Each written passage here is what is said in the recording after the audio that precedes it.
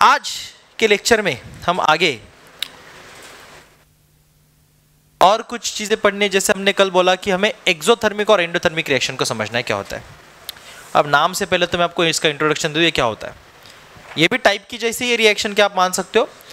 अब exothermic reaction मतलब ऐसी रिएक्शन जिसमें हीट बाहर निकलती है, एक्सो यानी कि बाहर निकलना, और दूसरा टाइप है एंडोथर्मिक, तो एंडो यानी कि अंदर लेना, यानी कि बेसिकली उसको यूज करना। तो ऐसी रिएक्शन बेटा जिसके अंदर हीट बाहर इवॉल्व होती है, हीट निकलती है, ऐसी केमिकल रिएक्शन जिसको करने के बाद उसमें से हीट इवॉल्व होती है, उसमें से हीट निकलती है, हीट प्रोड्यूस होती है, कुछ बोल दो।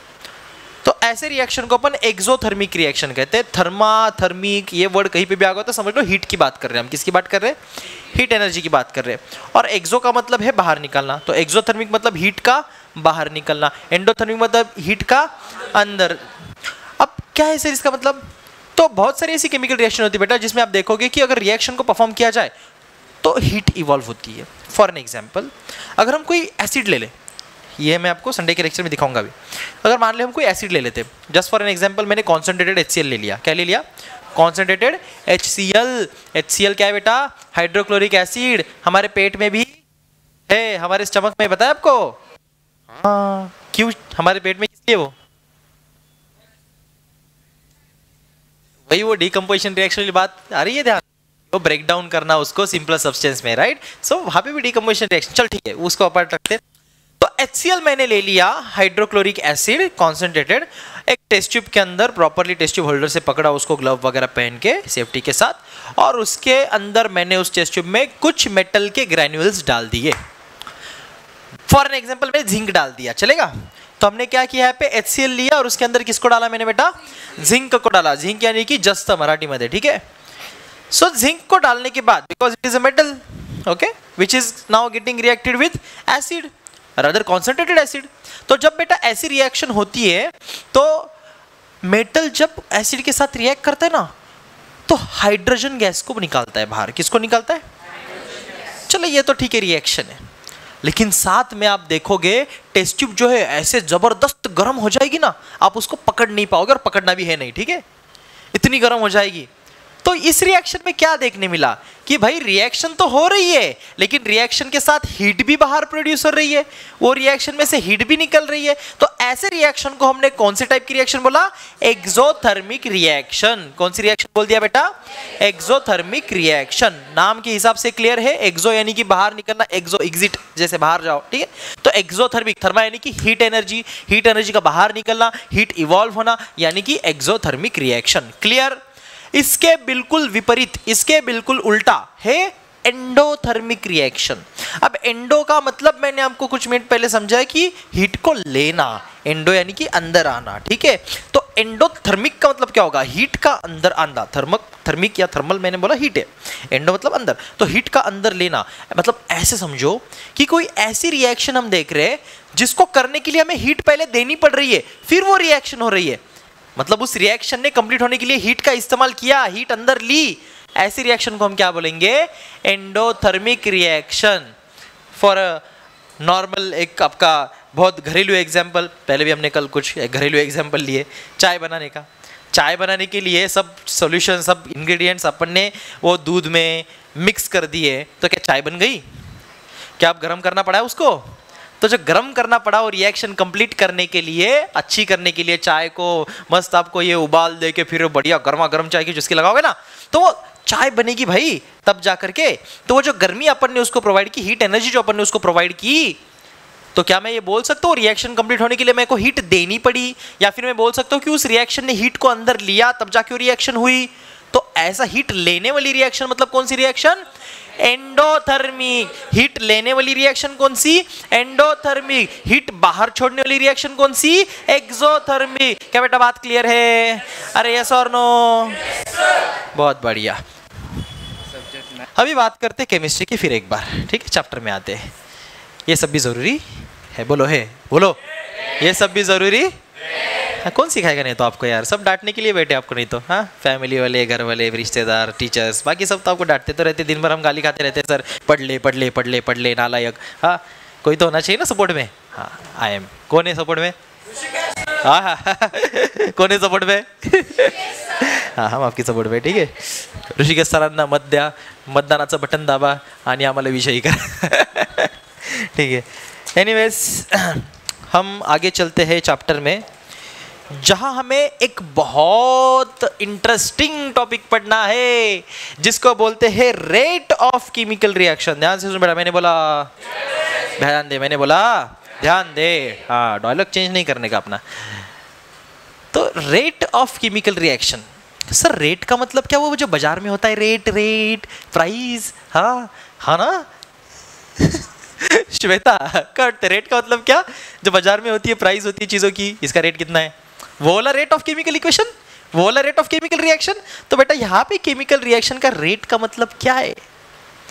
यहाँ पे वो रेट नहीं है बेटा, दाम की बात नहीं कर रहे. यहाँ पे रेट का मतलब होता है रिएक्शन होने का स्पीड. ओके, रिएक्शन होने का, रिएक्शन का रेट का मतलब यहां पे होता है रिएक्शन कितने जल्दी या कितनी स्लो हो रही है. ओके, रिएक्शन के रेट का मतलब हम क्या लेंगे कि रिएक्शन का रेट क्या है, मतलब क्या कि रिएक्शन का स्पीड क्या है, वो कितने जल्दी जल्दी हो रही है, कितने स्लो हो रही है, उसके स्पीड की बात करेंगे. किसकी बात करेंगे? तो हमें यहां पे रेट ऑफ रिएक्शन में पढ़ने हैं फैक्टर्स, मतलब टॉपिक रहेगा factors affecting rate of chemical reaction. वापस एक बार, factors affecting rate of chemical reaction. चलो, हमने केमिकल इक्वेशन की बात की, केमिकल रिएक्शन की बात की, टाइप ऑफ रिएक्शन की बात की, उसके सभी एग्जांपल्स की बात की, उन सभी की डेफिनेशन की बात की. अब तक ये सब पढ़ा. अभी बात करेंगे ये जो रिएक्शन है, इनके रेट कैसे चेंज हो सकते हैं, क्या फैक्टर्स है जो मैं चेंज करूं, जो मैं वेरी करूं तो इसके रेट के ऊपर असर पड़ेगा. What are the factors, which are the factors which affects the rate of chemical reaction. तो ऐसे टोटल 5 फैक्टर है. बोलो कितने फैक्टर है? 5. मैं यहाँ पे हालांकि टॉपिक को पहले लिख देता हूँ तो आपको भी समझने में आसानी होगी. ठीक है, तो हम लोग रेट ऑफ रिएक्शन में 5 चीजें पढ़ेंगे बेटा. यहाँ पे मैं लिखता हूँ hashtag factors affecting rate of chemical reaction. Factors affecting rate of chemical reaction. ठीक है, रेट का मतलब क्या बोला प्रज्वल मैंने? रिएक्शन की स्पीड. सिंपल बोलो, ज्यादा. रेट का मतलब क्या है? रिएक्शन की स्पीड, कि रिएक्शन सर कितने जल्दी हो सकती है या कितनी स्लो होती है. ये हम किस चीज से बताते? तो रिएक्शन के रेट से बताते. और ये रेट किन किन चीजों पे निर्भर है, क्या क्या चीजों के ऊपर डिपेंड है, क्या ऐसे फैक्टर्स है जिसके वजह से रेट अफेक्ट हो जाता है, रिएक्शन का स्पीड अफेक्ट हो जाता है, वो फैक्टर्स की हम बात करेंगे. और ऐसे कुल कितने फैक्टर्स मैंने बोला है? 5 फैक्टर्स. ऐसे कुल 5 फैक्टर्स है, टोटल 5 फैक्टर, जिसमें से पहला नेचर ऑफ द रिएक्टेंट. सबको लिखने की जरूरत नहीं, लिखने के लिए समय दिया जाएगा. नेचर ऑफ रिएक्टेंट है, उसके बाद size of the particle of reactant है, कॉन्सेंट्रेशन ऑफ द रिएक्टेंट है, टेम्परेचर है, और लास्ट में कैटलिस्ट है. ठीक है, ये 5 हम लोग पढ़ेंगे. बारी बारी से लिख लेते हैं जैसे बुक में दिया उस हिसाब से. ये पहला मैं यहाँ पे लिख देता हूँ, नेचर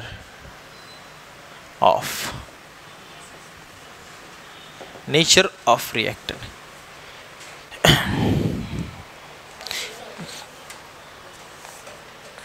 नेचर ऑफ रिएक्टर. चलो, कल हमने, हाँ नहीं, तुमको एज ए टॉपिक नहीं, एसएससी में तो कॉमन पढ़ा रहा हूँ इसलिए सब ले रहा हूँ मैं. आपके और इनके सब टॉपिक मैं पूरे कवर करूँगा, तो सबको सब. हालांकि ये एज ए टॉपिक भले ही नहीं है, लेकिन ये पॉइंट आपको है. ठीक है, so you have to understand is to utilize for your syllabus, but it is not mention there in your book as a topic. Okay, but it is mention in SSC text book. बट पढ़ना हम सभी को है ही है. भले ही मैं as a separate भी पढ़ा रहा होता तो मेरे को ये पढ़ाना पड़ता ही तुमको, क्योंकि पढ़ाना ही है, ज़रूरी है. ठीक है, तो पढ़ाना तो वैसे भी टेक्स्ट बुक में हो या ना हो, तो पढ़ते हैं. ध्यान से सुनना. तो भाई पहले मैं बात कर रहा हूं किसकी? नेचर ऑफ रिएक्टेंट की, ये वाले फैक्टर की. अब नेचर कैसे डिपेंड करता है? देखो, कल हमने एक रिएक्शन पढ़ी थी जिसका नाम था डिस्प्लेसमेंट रिएक्शन, और एक पढ़ी थी डबल डिस्प्लेसमेंट रिएक्शन. ये दोनों ही रिएक्शंस. तो आपने डिस्प्लेसमेंट रिएक्शन में क्या सीखा? आपने सीखा कि अगर रिएक्शन में अगर कोई कंपाउंड पहले से ही फॉर्म्ड है, किसी एटम के साथ जुड़ा हुआ है, कोई आयन का ग्रुप है, तो भाई अगर उस एटम के कंपैरिजन में कोई ज्यादा रिएक्टिव एटम वहां पे रिएक्शन में पार्टिसिपेट हो जाए तो वो आयन का ग्रुप, वो कंपाउंड का जो वो सॉल्ट रहेगा, वो जो भी आयन का ग्रुप रहेगा, वो उस पुराने एटम को छोड़ के जो ज्यादा रिएक्टिव है उससे उस वाले के साथ जाकर के बॉन्ड बना लेता है। सही बात, बराबर बात। तो ऐसे ही नेचर ऑफ रिएक्टेंट में हम ये समझते हैं कि बेटा जो ज्यादा रिएक्टिव है, सुनो ध्यान से, जो ज्यादा रिएक्टिव है, जो रिएक्टिव होने की उसकी जो ताकत है ना, उसके ऊपर भी रेट जो है रिएक्शन को डिपेंड करता है। अगर कोई ऐसी चीज के साथ मैं रिएक्शन कर रहा हूं जिसमें जो चीज एज ए रिएक्टेंट यूज की जा रही है वो अगर लेस रिएक्टिव है तो रिएक्शन भी बड़े आराम आराम से होगी। लेकिन वो अगर हाईली रिएक्टिव है, वो हाईली रिएक्टिव है तो जल्दी जल्दी रिएक्शन को कंप्लीट करने की कोशिश करेगा। बात समझ आ रही है? तो रिएक्शन का होने का जो स्पीड है वो नेचर ऑफ रिएक्टेंट पे डिपेंड करता है। आ रही है बात समझ? वो नेचर ऑफ रिएक्टेंट पे डिपेंड करता है। ऑलराइट, तो ये बात की हमने नेचर ऑफ रिएक्टेंट की। ये एक फैक्टर हुआ जिसके ऊपर जो है बेटा हमारा rate of chemical reaction depend करता है। सेकेंड टाइप है इसका, सेकेंड जो कि size of the particle of reactant, या फिर मैं नॉर्मल लिख दूं size of particle. Size of particle कैसे सर? या फिर पार्टिकल ऑफ रिएक्टेंट पूरा लिखते हैं। आपको एक सिंपल सा एग्जांपल देता हूं। हमने पानी लिया एक गिलास में, जो मोटी मोटी शक्कर आती है पता है, खड़ी साकर बनता त्याला, उसको लिया मैंने, खड़ा शक्कर, वो लेकर के पानी में डाला और मैं उसको डिसॉल्व कर रहा हूं। मान लो उसको पूरी तरीके से गायब होने के लिए, मतलब 100% डिसॉल्व होने के लिए 5 मिनट लगे। कितने लगे? जस्ट फॉर एन एग्जांपल मैं ले रहा हूं, 5 मिनट लगे। इसी के बदले मैंने और एक सेम साइज का ग्लास लिया और उसके अंदर उतना ही पानी डाला जितना पहले ग्लास में था, लेकिन अब मैं खड़ा शक्कर नहीं ले रहा हूं, वो मोटे मोटे शक्कर के दाने नहीं ले रहा हूं। अब मैंने पीटी शक्कर ले ली, जो पता है आपको एकदम पाउडरी फॉर्म में होती है।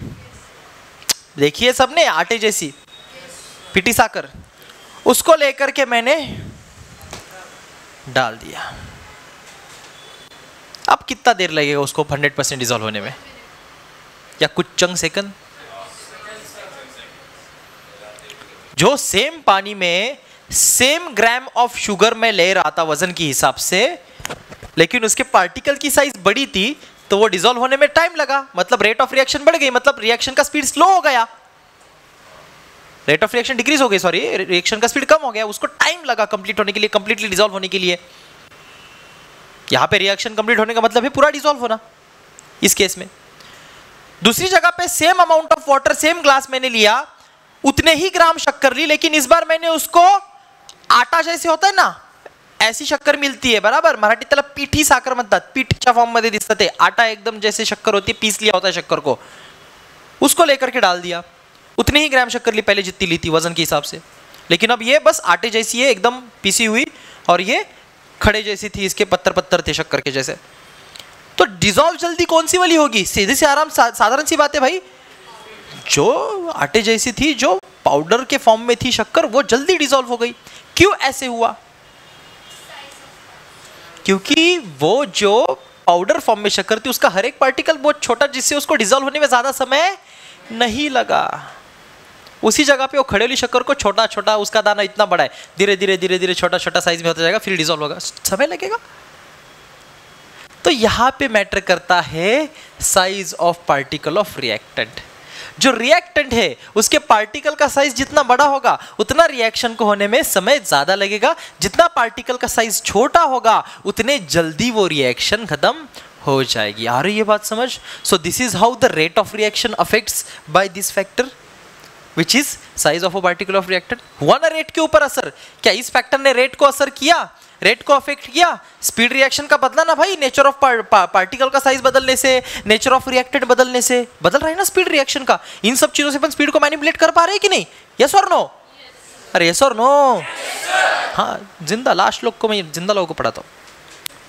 तीसरा जो हाँ डाउट है बेटा, बोलो। हाँ फर्स्ट वाला नेचर ऑफ रिएक्टेंट बोला मैंने, उसका नेचर कैसा है, वो हाईली रिएक्टिव है, लेस रिएक्टिव है। अगर वो ज्यादा रिएक्टिव है तो जल्दी जल्दी काम करेगा, मतलब जल्दी रिएक्ट होगा, तो रिएक्शन फास्ट हो जाएगी, रेट कैसा हुआ, ज्यादा हुआ।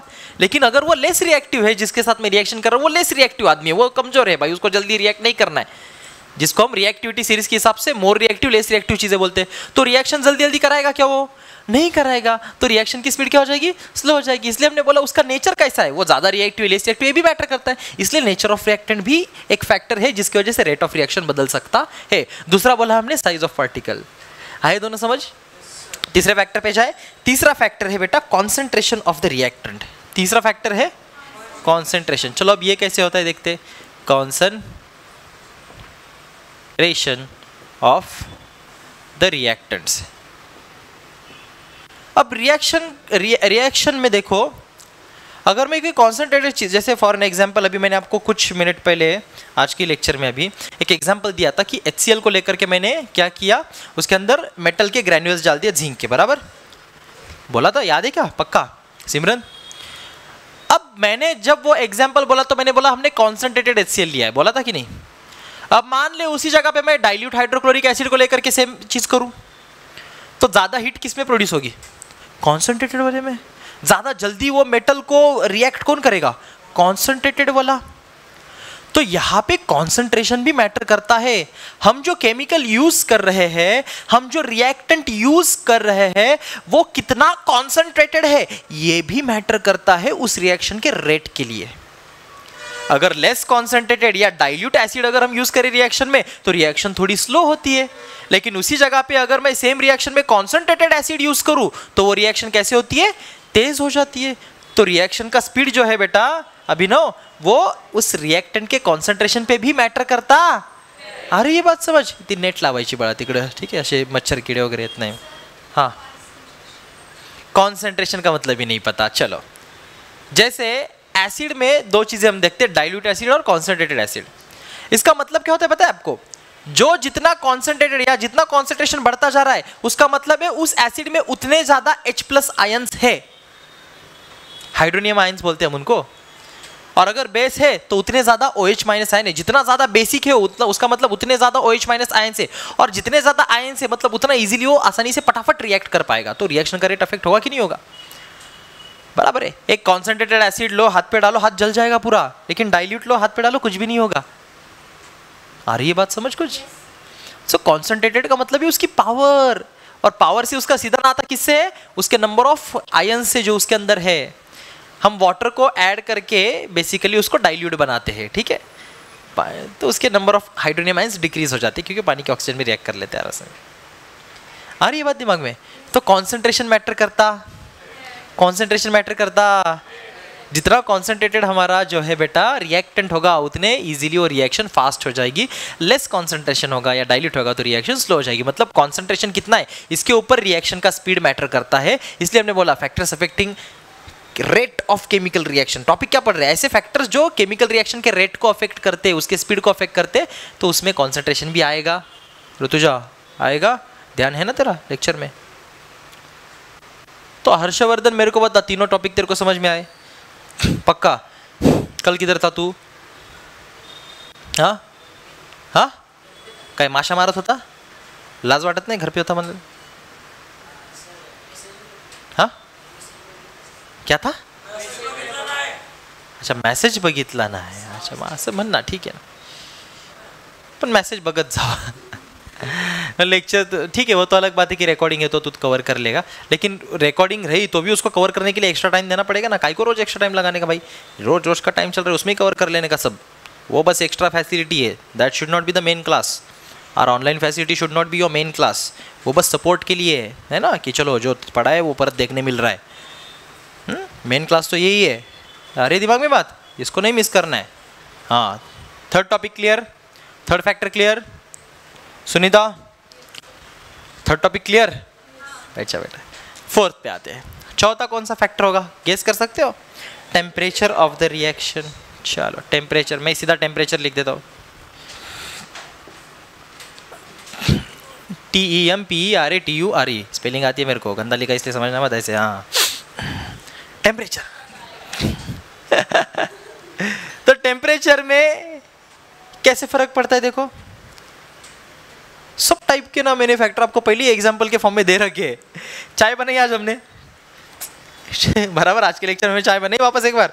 तो मैंने आपको बोला कि बेटा चाय बनाने के लिए उसको क्या करते हैं, नीचे से चूल्हा जलाते, आपका जो भी गैस है वो जलाते, हीट प्रोवाइड करते हैं।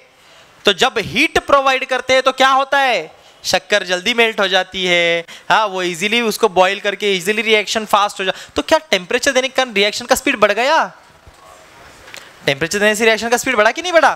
तो इस तरीके से हम समझ रहे बेटा टेम्परेचर के कारण भी रिएक्शन का जो है वो स्पीड या रेट जो है वो चेंज हो सकता है। तो temperature is also one of the factor which affects the rate of chemical reaction. Temperature भी एक फैक्टर है जो केमिकल रिएक्शन के रेट को अफेक्ट करता है। आई बात समझ, सिंपल, इतना ही साधारण, ज्यादा कुछ डिस्कशन की जरूरत नहीं है। टेम्परेचर कहीं कहीं पे टेम्परेचर कम करना इंपॉर्टेंट हो सकता है बढ़ाने के लिए रेट, कहीं कहीं पे टेम्परेचर बढ़ाना हो सकता है। जरूरी नहीं हर बार टेम्परेचर हीट को इंक्रीज करेंगे, गर्म करेंगे तभी चीजें फास्ट होगी। So it depends on type of reaction, the thing, the reaction itself which we are taking, which we are doing, okay? तो वो केमिकल इंडस्ट्री में ज़्यादा मैटर करता है, हम उसके ऊपर ज़्यादा गौर नहीं करेंगे, उतना सब हमको सिलेबस में है भी नहीं, पढ़ना भी नहीं है। लेकिन आपको समझ आ रहा है कि हाँ रेट ऑफ रिएक्शन को टेम्परेचर भी अफेक्ट करता है। क्लियर हुई बात? ओके, आगे बढ़े। लास्ट वाला जो टॉपिक है ये बहुत ही ज़्यादा इंपॉर्टेंट है और बहुत बच्चों को इसमें कन्फ्यूजन भी होता है। इसको बोलते हैं कैटालिस्ट। क्या बोलते हैं? या फिर catalyst. What is catalyst? Anyone? कोई है जो बताएगा कैटलिस्ट क्या होता है? बहुत इंपॉर्टेंट है, बताओ। तुम्हें तो मैंने पढ़ाया था पिछले साल भी। यस, ताली बजाओ इसके लिए। समझ में आया किसी को कुछ? मतलब बस सुन के नहीं समझ आएगा है ना, लेकिन सुना सभी ने। क्या बोला उसने? ऐसी कोई बेटा चीज हो सकती है। अब ये चीज क्या हो सकती है? ये चीज कोई कंपाउंड हो सकती है, कोई एटम हो सकता है, कोई केमिकल हो सकता है, कोई लिक्विड हो सकता है, कोई सॉलिड हो सकता है, कुछ भी हो सकता है। लेकिन ऐसी कोई एक चीज हो सकती है केमिकल रिएक्शन में जिसको डालने के बाद उस केमिकल रिएक्शन का स्पीड चेंज होगा, वो केमिकल रिएक्शन फास्ट हो जाएगी, लेकिन वो खुद चीज जो हमने रिएक्शन में डाली है वो उस रिएक्शन में पार्टिसिपेट नहीं करेगी। ऐसे चीज को कैटलिस्ट बोलते हैं। ऐसी कोई चीज केमिकल रिएक्शन में डाल दी जो खुद रिएक्शन में पार्ट नहीं लेती है, मतलब उस रिएक्शन को डिस्टर्ब करे बिना बस उसका स्पीड बदल देगी, बस उसका रेट फास्ट कर देगी। ऐसे चीज को क्या बोलते हैं? कैटलिस्ट बोलते हैं। केमिकल इंडस्ट्री में, कंपनीज में, जो बड़ी बड़ी केमिकल फैक्ट्रीज, वहां पे जोरदार यूज किए जाते हैं कैटलिस्ट अलग तरीके, ताकि उनको प्रोडक्ट बढ़ाना है ना भाई, उनको एफिशिएंसी बढ़ानी है, उनको स्पीड बढ़ाना है, जल्दी जल्दी बढ़ानी है इस प्रोडक्ट उनको बेचने, तो वो लोग कैटलिस्ट का बहुत इस्तेमाल करते हैं। अलग अलग कैटलिस्ट हमें कई जगह पे नेसेसरीली यूज भी करने पड़ते हैं। ऐसे नहीं कि हमको खाली पैसे कमाना जल्दी करना इसलिए यूज करें, कई जगहों पे हमें कैटलिस्ट यूज करने भी पड़ते हैं केमिस्ट्री में, ताकि वो रिएक्शन करा पाए। तो रिएक्शन करा के देने वाला, रिएक्शन की स्पीड बदलने वाला, लेकिन खुद रिएक्शन में पार्ट नहीं लेगा, ऐसे चीज को हम लोग कैटलिस्ट बोलते हैं। आ रही है बात दिमाग में? ऐसे चीज को हम क्या बोलते हैं? कैटलिस्ट। ये चीज क्या हो सकती है? कोई भी सब्सटेंस हो सकता है। It can be a chemical, it can be a liquid, solid, gas, it can be a compound, it can be a salt, it can be acid, it can be base, it can be an atom, it can be anything out of this entire world. ऐसे कोई भी एक ऐसा substance हो सकता है जिसको डालने के बाद, मतलब कुछ भी नहीं डाल देना है, ऐसा पर्टिकुलर कोई एक सब्सटेंस अगर जो उस रिएक्शन में, उस पर्टिकुलर रिएक्शन में पर्टिकुलर सब्सटेंस डालने में वो उस रिएक्शन को बदलेगा भी नहीं, जो हमारा रिएक्शन है जैसी होनी थी वैसी ही होगी, लेकिन उस रिएक्शन का स्पीड भी बढ़ा देगा। ऐसे चीज को क्या बोलते हैं? कैटलिस्ट बोलते हैं। आई बात दिमाग में? क्लियर है? मैं एक बार इसका सेंटेंस आपको इंग्लिश में जो अपने किताब में दे रखा है, बुकिश लैंग्वेज में आपको पढ़ के दिखाता हूं। The substance in whose presence the rate of chemical reaction increases without causing any chemical change to it, it is called as catalyst. It is called as catalyst. इसको क्या बोलते हैं? कैटलिस्ट बोलते हैं। अब इस वर्ड को हम लोग कभी कभी हमारे जनरल लाइफ में भी यूज कर लेते हैं। कैसे पता है? कैसे पता है?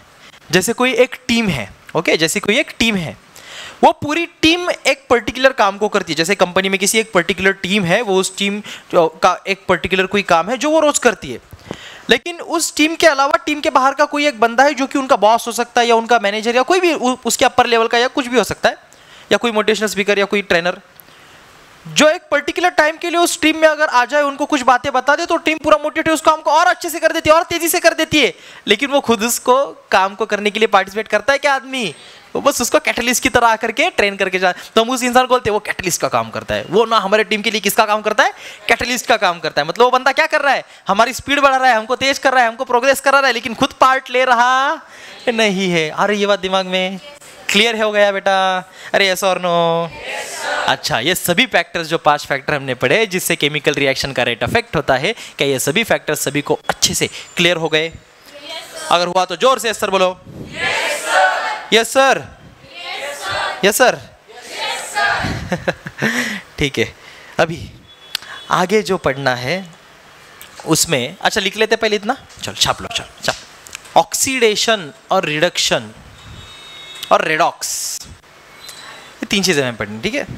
तो ऑक्सीडेशन क्या होता है? देखो भाई, जब ऑक्सीजन किसी रिएक्शन में, रिएक्शन होते समय ऑक्सीजन किसी चीज में ऐड हो जाए, अच्छा इसको सिंपली बोलते हैं एडिशन ऑफ ऑक्सीजन। क्या बोलेंगे? Addition of oxygen. किसी कंपाउंड में, केमिकल में, किसी भी ग्रुप में अगर ऑक्सीजन, किसी भी एटम के साथ अगर ऑक्सीजन ऐड हो जाता है तो हम बोलेंगे ऑक्सीडेशन हो गया। क्या बोलेंगे? ऑक्सीडेशन हो गया। अब ऑक्सीडेशन का 2 तरीके से मतलब लिया जाता है। एक तो है ऑक्सीजन का ऐड होना, दूसरा है हाइड्रोजन का निकल जाना। अगर किसी चीज से हाइड्रोजन हट जाता है, रिमूवल ऑफ हाइड्रोजन, तो भी ऑक्सीडेशन बोलेंगे। एडिशन ऑफ ऑक्सीजन तो भी ऑक्सीडेशन बोलेंगे। बात क्लियर? रिमूवल ऑफ क्या? हाइड्रोजन। रिमूवल ऑफ क्या? हाइड्रोजन। एडिशन ऑफ क्या? ऑक्सीजन। दोनों को ही क्या बोलेंगे? ऑक्सीडेशन। इसका विपरीत, इसका उल्टा, हाँ, reduction. Adding of hydrogen and removal of oxygen. अगर हाइड्रोजन ऐड हो रहा है तो भी रिडक्शन है, या फिर ऑक्सीजन निकल जा रहा है, निकल रहा है, रिमूव हो रहा है, तो भी रिडक्शन है। तो रिडक्शन को भी 2 तरीके से बोल दिया, ऑक्सीडेशन को भी 2 तरीके से बोल दिया। क्लियर बात? पक्की बात? कोई डाउट इसमें? ये बस 2 तरीके है ना, आपको तीसरा तरीका बताऊं? नहीं, ऑक्सीडेशन रिडक्शन को ही बोलने का तीसरा तरीका बताता हूं, इलेक्ट्रॉन्स की टर्म्स में। जानता है कोई? अगर इलेक्ट्रॉन लूज हो जाता है तो भी ऑक्सीडेशन बोलते हैं। अगर इलेक्ट्रॉन लूज हो जाता है तो ऑक्सीडेशन बोलेंगे। इलेक्ट्रॉन गेन हो जाता है तो रिडक्शन बोलेंगे। आ रही है बात समझ? तो ऑक्सीडेशन को और रिडक्शन को हमने 3 तरीके से समझा।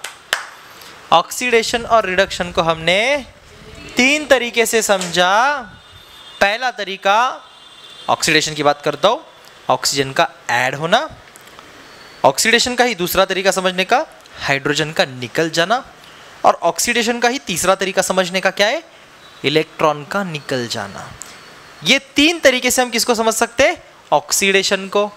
सिमिलरली रिडक्शन में सुनना, ऑक्सीजन का निकल जाना भी रिडक्शन है, हाइड्रोजन का ऐड होना भी रिडक्शन है, या इलेक्ट्रॉन का ऐड होना, गेन होना भी रिडक्शन है। तो दोनों ही चीज को, ऑक्सीडेशन को और रिडक्शन को, हमने 3 तरीके से समझा। कितने तरीके से समझा? क्लियर है बात? कोई भूलेगा? देगा बेटा भूलने का? क्लियर है ऑक्सीडेशन रिडक्शन? अब जो चीज ऑक्सीजन को लेकर के जो ऑक्सीडेशन हो जाता है तो हम बोलते हैं वो चीज ऑक्सीडाइज हो गई। क्या हो गई बेटा वो चीज? और रिडक्शन जब होता है तो हम बोलते हैं वो चीज रिड्यूस हो गई। क्या हो गई? आ रही है बात समझ? ओके, तो इस तरीके से होती है चीज़ें। जैसे रस्ट होना है ना, ये ऑक्सीडेशन है ना। जैसे कॉपर रस्ट का रस्ट होता है ग्रीन कलर का, आयरन का रस्ट होता है ना, रेडिश ब्राउनिश है ना, ऑरेंज कलर का। देखा है जैसे वो वीक हो जाता है रस्ट होने के बाद, तो ये ऑक्सीडेशन के कारण हो रहा है। हालांकि मैंने कुछ दिन पहले आपको एक बायोलॉजी का टॉपिक बताया था, एनर्जी प्रोडक्शन, ठीक है, जिसमें हमने बोला कि भाई हमारी बॉडी में एनर्जी बनती है। मैं जब आपको डिकम्पोजिशन रिएक्शन पढ़ा रहा था, हमने टॉपिक छेड़ा था, याद है आपको लास्ट लेक्चर में, कि मैंने बोला था आपको हमारे बॉडी में एनर्जी बनाई जाती है, तो उसके लिए हम खाना क्या करते, डिकम्पोज करते, उसके ब्रेक डाउन करते स्मॉलर सब्सटेंसेस में, और वहाँ से ग्लूकोज को ले जाके क्या करते, ग्लूकोज को ऑक्सीडाइज करते हैं। ग्लूकोज को क्या करते हैं? ऑक्सीडाइज करते हैं। वो भी ऑक्सीडेशन था, ठीक है, वो भी क्या था? ग्लूकोज का ऑक्सीडेशन, यानी कि उसमें ऑक्सीजन क्या हो रहा था? ऐड हो रहा था। अरे ये बात समझ? तो मैं क्या बोल रहा था कि जो इन सभी की रिएक्शंस है, क्योंकि हमने सब टॉपिक डिस्कस किए, कुछ बोर्ड पे पढ़ा है मैंने आपको बहुत कम चीज़ें बोर्ड पे पढ़ाई है, राइट। तो इन सभी की रिएक्शंस भी हमको लिखनी है, सबके एग्जाम्पल भी हमको चाहिए, या बस ऐसे पढ़ा के छोड़ दूँ, नहीं ना, चाहिए ना भाई। तो ये सभी रिएक्शंस और इन सभी की जो बेसिकली नोट्स है, ये हम अगली लेक्चर में कंटिन्यू करेंगे। आज के लेक्चर में हम यहीं पे रुक रहे, जल्दी खत्म कर रहे। So that's it for today, I will see you in tomorrow's lecture. Good bye.